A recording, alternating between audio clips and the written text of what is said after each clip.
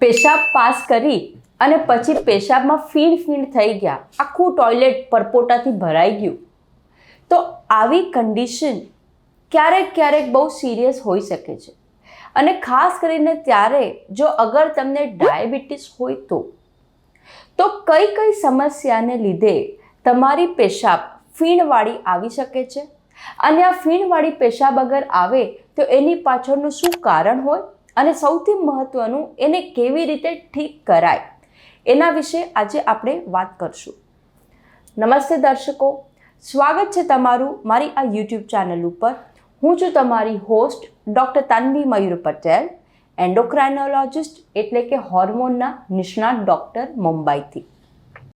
Diabetes વિશેષજ્ઞ doctor હોવાને વજહથી હું એટલા બધા ડાયાબિટીસના પેશન્ટો જોઉં છું, અને બહુ બધી વખત હું આ હિસ્ટ્રીમાં એ લોકોને પૂછતી હોઉં છું, ખાસ કરીને કે તમે જો પેશાબ કરો છો તો શું એમાં ફીણ આવે છે કે નથી આવતા.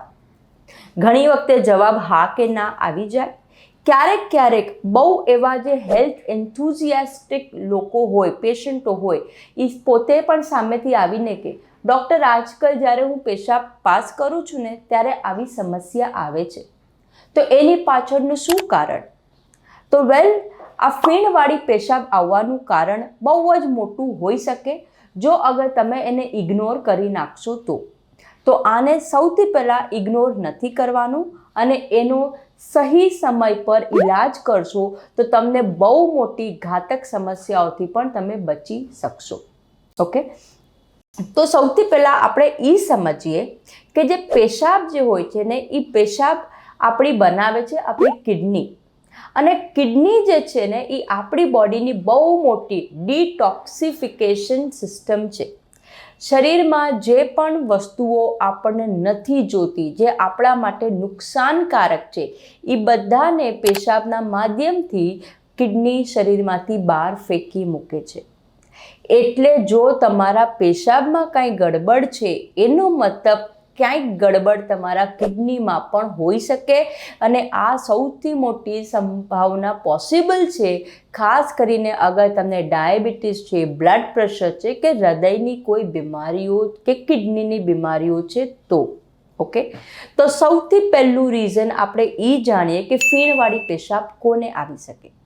તો એમાં પોસિબિલિટી છે કે અગર જો તમારા પેશાબમાં પ્રોટીનનું લીકેજ થતું હોય, પ્રોટીન પાસ થઈ જતું હોય તો તમને આવી શકે. આપણા શરીરમાં એક ખાસ પ્રકારનું પ્રોટીન છે જેને કહીએ અલ્બ્યુમિન.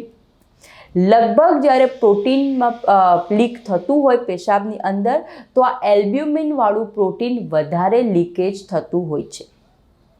આપણી જે કિડની છે ને એમ સમજી લો કે ચા ગાળવાની ગળણી છે. તો આપણે આ ગળણીમાં આપણે કોઈ પણ વસ્તુ પસાર કરીએ તો એમાંથી લિક્વિડ જે છે એ નીકળી આવે, અને બાકીનું જે સોલિડ જે વેસ્ટ પ્રોડક્ટ છે એ ગળણીમાં ઉપર રહી જાય, હે ને. સાધારણ કેસમાં જ્યારે તમારી ગળણી બરાબર હોય તો એમાં કોઈ પણ પ્રકારનું જાડી વસ્તુઓ નહીં આવે, ખાલી લિક્વિડ કે જ્યુસ છે કે પાણી છે એ જ પસાર થઈ જશે. પણ જો ગળણીમાં કાણા પડી ગયા હોય તો એવી કન્ડિશનમાં ગળણીમાં ખાલી ચા નહીં, ચા પત્તી પણ આવી જશે, હે ને. એ જ પ્રકારે આપણી કિડનીની સિચ્યુએશન છે.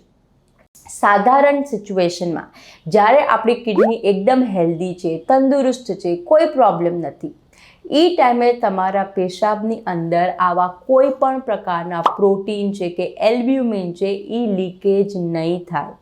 જી હા, પ્રોટીનમાં અગર લીકેજ થવા માંડ્યું એનો મતલબ ક્યાંક તમારી કિડનીની ગળણીમાં કાણા પડેલા છે, મતલબ તમારી કિડની ખરાબ થયેલી છે. ખાસ કરીને ત્યારે અગર આ વસ્તુ રિપીટેટિવલી ઘડે થઈ જ રાખે, કાં તો આ વધતી ચાલે તો આ પ્રોબ્લેમ ડેફિનેટલી લાવે છે. ઓકે, તો ડાયાબિટીસ અને હાઈ બ્લડ પ્રેશરના દર્દીઓને ખાસ કરીને જ્યારે કિડનીમાં ડેમેજ થતો હોય છે તો આવા વ્યક્તિઓની પેશાબમાં આવું એલ્બ્યુમિન, આવું પ્રોટીન વધારે લીકેજ મારતું હોય છે. તો તમને કેવી રીતે ખબર પડશે કે તમારે પ્રોટીન લીકેજ થાય છે? એના માટે તમે યુરિનની જે ટેસ્ટ કરો તો એમાં પણ તમને યુરિનમાં પ્રોટીન લીકેજ પ્લસ બતાવી શકે. એટલું જ નહીં, એક ખાસ પ્રકારની ટેસ્ટ છે જેને કહીએ એલ્બ્યુમિન ક્રિએટિનિન રેશિયો, ACRની ટેસ્ટ છે. એ ટેસ્ટ તમે કરાવો તો તમને ખબર પડી શકે કે શું આવી સમસ્યા તમને છે કે નહીં. જો એલ્બ્યુમિન ક્રિએટિનિન રેશિયો તમારો 30 મિલીગ્રામ પર ગ્રામથી વધારે હોય તો આ કિડનીની સમસ્યા બતાવી શકે છે. ઓકે, એટલું જ નહીં, તમને અગર કિડનીની સમસ્યા હોય તો તમારા શરીરમાં બીજા પણ ઘણા ખરા લક્ષણો આવી શકે. પગમાં સોજા આવી શકે, વજન વધી શકે, ભૂખ ઓછી લાગી શકે, શ્વાસ લેવામાં તકલીફ આવી શકે, બ્લડ પ્રેશર વધતું ચાલે. આ બધા જ કિડની ડેમેજના કંઈક લક્ષણો છે. થાક લાગે રાખે, ખાસ કરીને તમારું હિમોગ્લોબિન ઘટતું જાય, વિટામિન ડી, કેલ્શિયમ ઘટતા જાય, તો આ બધી સમસ્યાને કિડનીના પ્રોબ્લેમ કહી શકીએ. અને ઘણી ખરી વખતે આ ACRની જે ટેસ્ટ છે એ આપણને આગળ ચાલતા આવતા જે એન્ડ સ્ટેજ રિનલ ડિઝીઝ કહીએ કાં તો ક્રોનિક કિડની ડિઝીઝ કે એનાથી આપણને જલ્દી ડાયગ્નોઝ પણ કરી શકે છે. ખાસ કરીને ડાયાબિટીસ અને બ્લડ પ્રેશરના દર્દીઓના આ વધારે કોમન છે. એની પાછળનું એક રીઝન એ પણ છે કે જો અગર તમારું ડાયાબિટીસ અને બ્લડ પ્રેશર વ્યવસ્થિત કંટ્રોલમાં નહીં હોય તો તમારું આ કિડની ડેમેજના રિસ્ક બહુ વધી જાય છે. કેમ કે ડાયાબિટીસ લાંબા ગાળાની બીમારી છે. ઘણી વખતે શું થાય છે કે લોકો એક જ